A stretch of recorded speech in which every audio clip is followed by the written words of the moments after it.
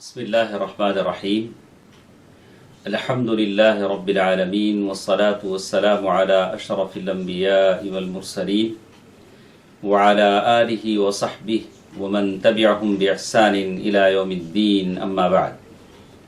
محترم حضرات و خواتین، دینی بھائیوں اور بہنوں، چھوٹے بچوں، احادیث الاخلاق کی یہ گفتگو ہم سن رہے ہیں۔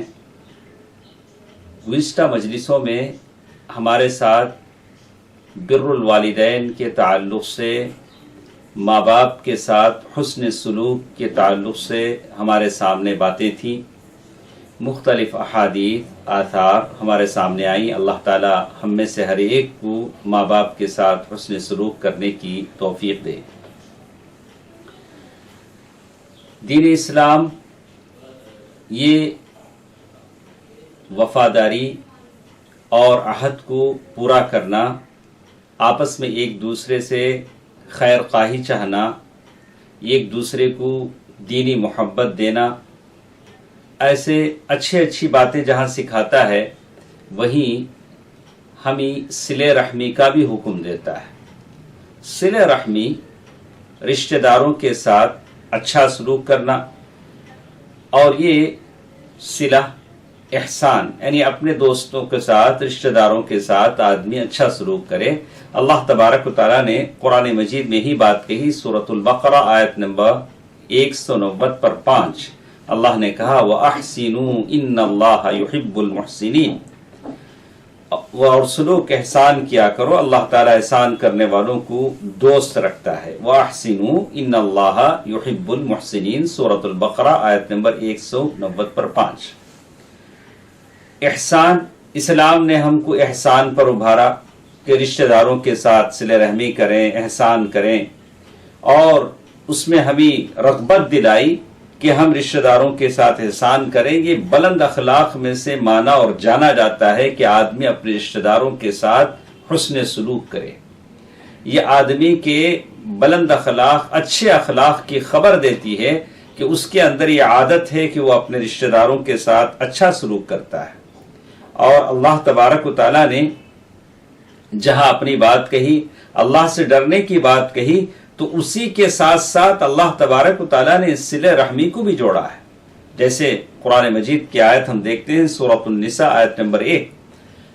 یا ایھا الناس اتقوا ربکم الذی خلقکم من نفس واحدہ وخلق منها زوجها وبث منهما رجالا كثيرا ونساء واتقوا الله الذي تساءلون به والأرحام إن الله كان عليكم رقيبا۔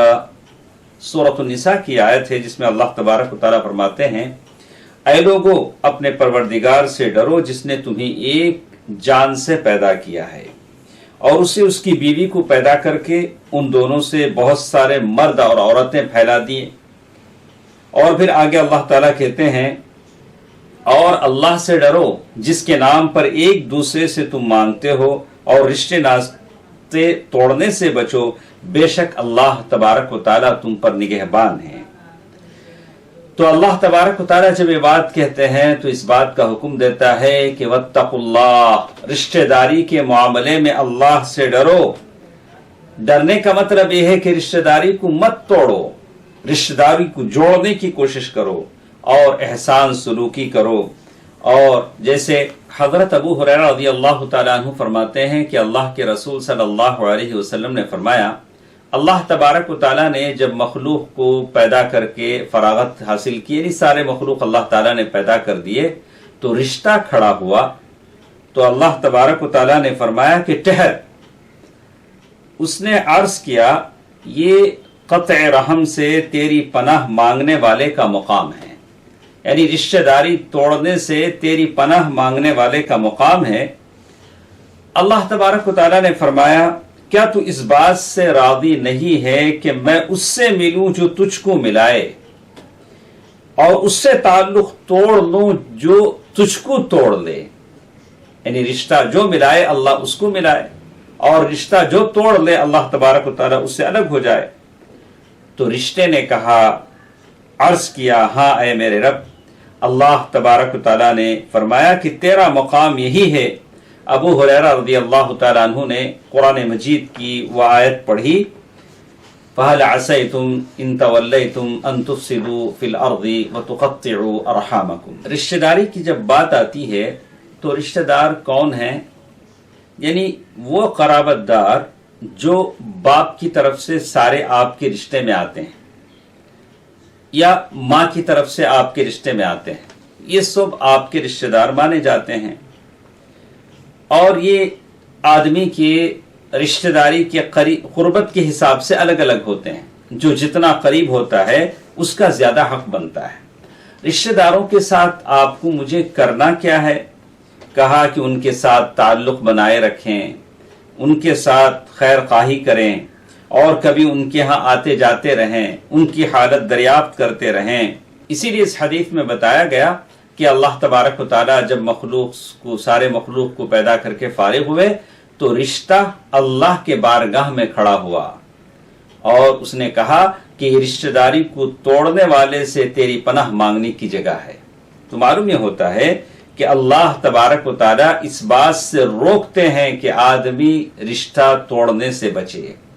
جو آدمی رشتہ جوڑے گا اللہ اس سے جڑے گا، اور جو آدمی رشتہ توڑے گا اللہ تبارک و تعالیٰ کی مدد اور نصرت اس سے الگ ہو جائے گی۔ تو اسی لیے اللہ تعالیٰ نے کہا، اما ترضین ان اصل من وصلک، کیا تو اس بات سے راضی نہیں ہے کہ میں اس سے جڑوں جو تجھ سے جوڑتا ہے، تجھ کو جوڑتا ہے، رشتہ جوڑتا ہے، واقطع من قطعک، اور میں اس سے الگ ہو جاؤں جو تجھ کو توڑتا ہے۔ رشتے کو توڑنے والے سے اللہ تعالیٰ کا رحم کرم بالکل الگ تھلگ ہو جاتا ہے، اور یہی شریعت کا قاعدہ بھی ہے، الجزاء من جنس العمل، آدمی کو وہی ملتا ہے بدلہ جیسے کچھ وہ عمل کرتا ہے۔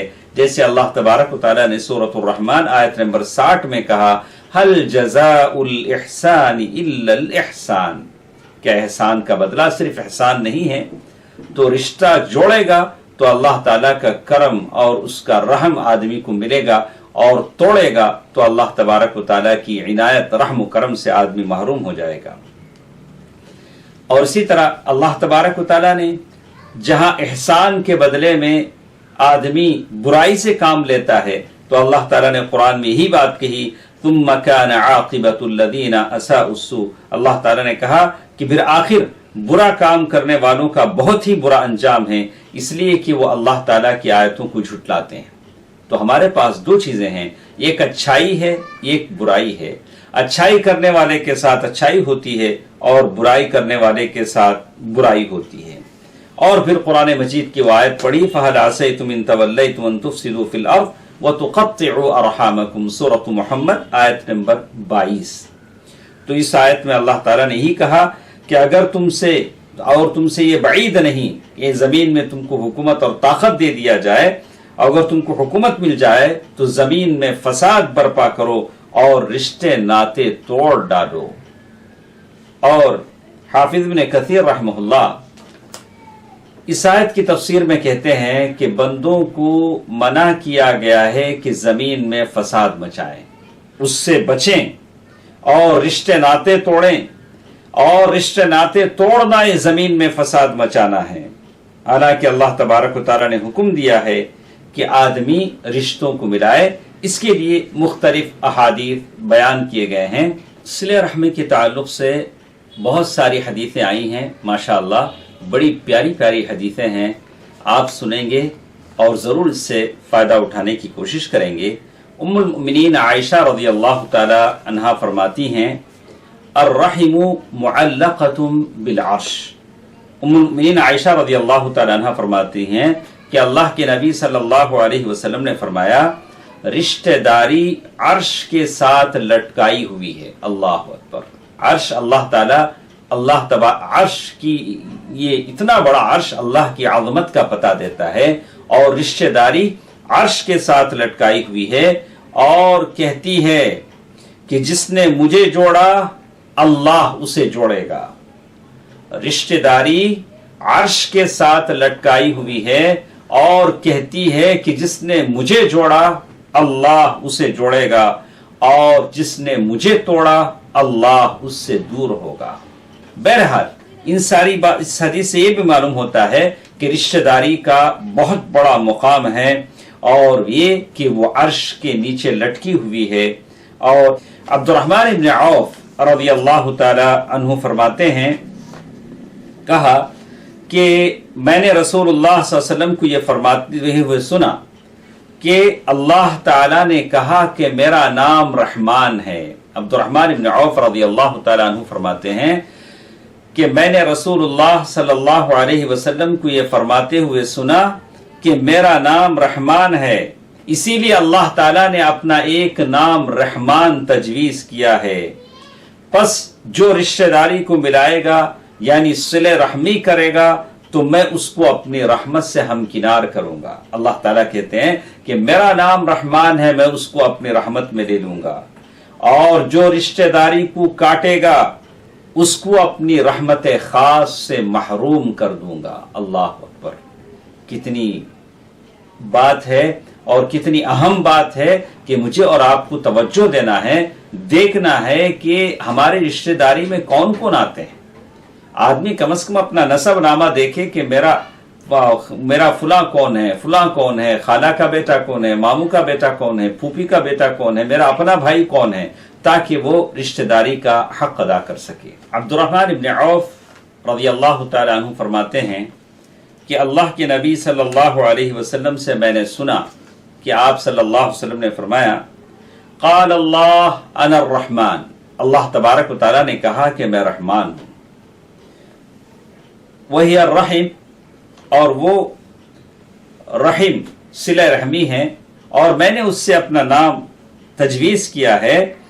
جو شخص رشتہ داری کو ملائے گا اس وصل تو میں اس کو اپنی رحمت سے ملاؤں گا، ہمکنار کروں گا، اور جو رشتہ داری کو کاٹے گا بطت تو یعنی کہتے ہیں میں اس کو کاٹ دوں گا، یعنی وہ اللہ تبارک و تعالیٰ کی رحمت سے محروم ہو جائے گا۔ البت هو القطع، یعنی بت کے معنی ہیں کاٹنے کے ہیں۔ تو اس سے معلوم ہوتا ہے کہ جو شخص رشتہ داری کو کاٹے گا وہ اللہ تعالیٰ کی رحمت سے محروم ہو جائے گا۔ اسی طرح کچھ اور باتیں ہمارے ساتھ احادیث کی روشنی میں صلہ رحمی رشتہ داری کے تعلق سے ہیں۔ اس میں ایک مشہور حدیث ہمارے ساتھ ہے کہ عمرو بن عبسہ السلمی، صحابی رسول ہیں عمرو بن عبسہ السلمی، وہ کہتے ہیں کہ جاہلیت میں سمجھتا تھا کہ لوگ صحیح دین پر نہیں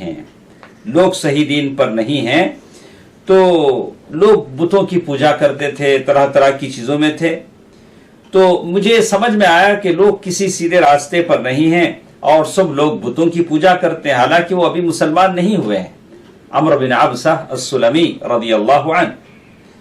تو میں نے ایک آدمی کے بارے میں سنا کہ مکے میں ایک آدمی آئے ہیں اور بہت سی خبریں بیان کرتے ہیں، تو میں اپنی سواری پر بیٹھا، میں اپنی اونٹنی پر بیٹھا، اور میں مکے میں اللہ کے نبی صلی اللہ علیہ وسلم کی خدمت میں حاضر ہوا، اور مکہ پہنچ کر میں نے دیکھا تو یہ اللہ کے رسول صلی اللہ علیہ وسلم ہیں، اور آپ چھپ چھپ کر رہ رہے ہیں۔ مکے کا ابتدائی زمانہ تھا، اللہ کے رسول صلی اللہ علیہ وسلم چھپ چھپ کر ہیں، کیونکہ آپ صلی اللہ علیہ وسلم کی قوم آپ پر مسلط تھی، طرح طرح کی تکلیفیں آپ صلی اللہ علیہ وسلم کو دے رہی تھی۔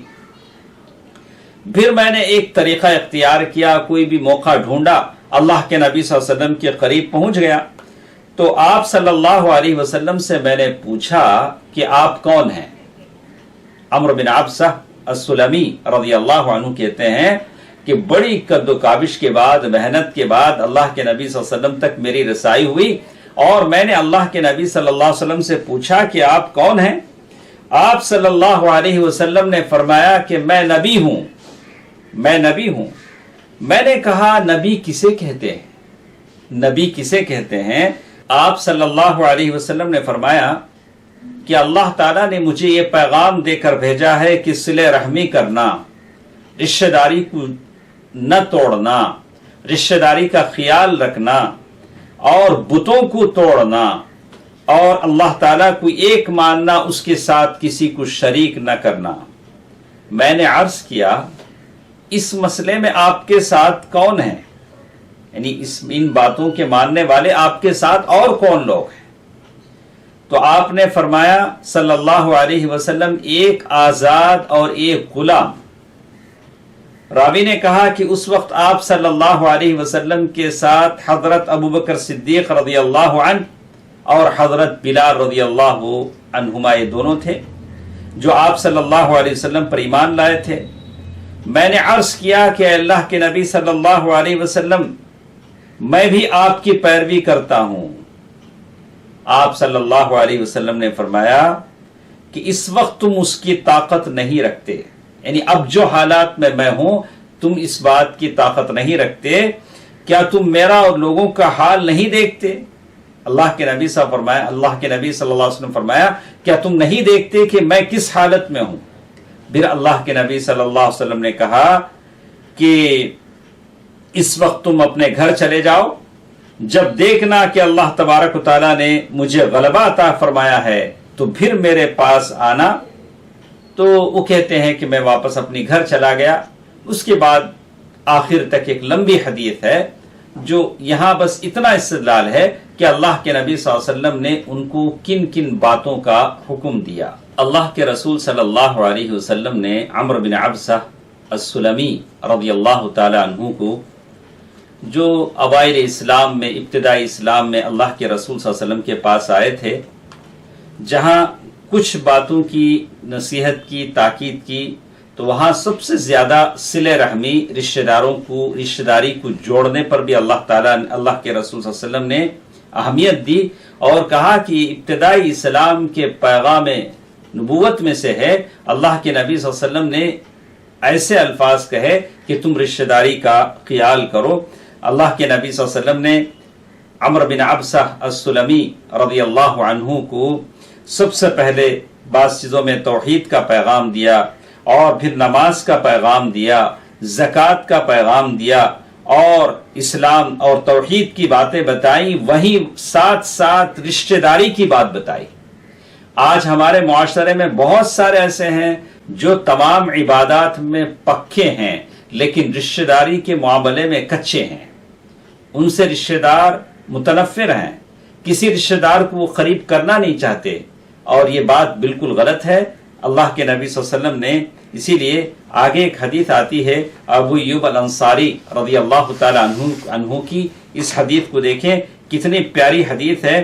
ابو ایوب انصاری رضی اللہ تعالی عنہ کہتے ہیں کہ اللہ کے نبی صلی اللہ علیہ وسلم ایک سفر میں تھے، سفر میں جا رہے ہیں، اچانک ایک دیہاتی گاؤں والے ایک صحابی درمیان میں آ گئے، اونٹنی کے سامنے آ گئے، اللہ کے نبی صلی اللہ علیہ وسلم کی اونٹنی کے سامنے آئے اور اللہ کے نبی صلی اللہ علیہ وسلم کی اونٹنی کی نکیل پکڑ لیا، ناک کی جو رسی ہوتی ہے اس کو پکڑ لیا، پکڑ کر انہوں عرض کرنے لگے اے اللہ کے رسول صلی اللہ علیہ وسلم، مجھے ایسی چیز بتا دیجئے جو مجھے جنت کے قریب کر دے، جہنم سے دور کر دے۔ اللہ اکبر۔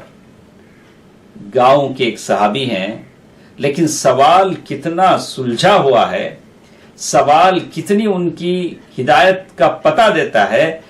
اللہ کے نبی صلی اللہ علیہ وسلم کی زبان مبارک سے فوراً نکلا، اللہ کے نبی صلی اللہ علیہ وسلم رک گئے، بولا کہ کوئی بھی آدمی ہے، اللہ کے نبی صلی اللہ علیہ وسلم کے راستے کو کاٹ کر اونٹ کی نکیل پکڑ کر روک رہے ہیں اور سوال کر رہے ہیں کہ مجھے کوئی ایسا عمل بتا دیجئے جو مجھے جنت سے قریب کر دے، جہنم سے دور کر دے۔